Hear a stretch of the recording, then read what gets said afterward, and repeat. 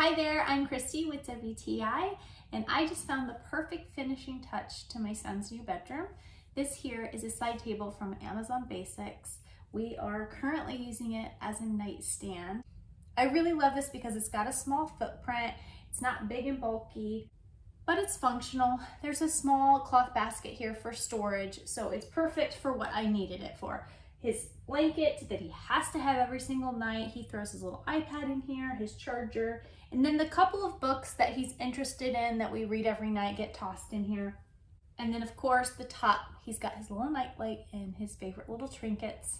This was really easy to assemble. No tools are involved. You've got these round little plastic caps that snap everything together, and I had it assembled in less than 5 minutes. I think this is the perfect nightstand for your child's room. It's competitively priced, so you're not investing a bunch of money into a piece of furniture for a child. It's got a small footprint, yet it's very functional. You got a little bit of storage. You can set all their little trinkets up here, or their nightlight, alarm clock, whatever.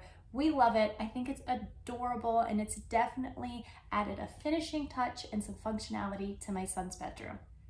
And that's my point of view.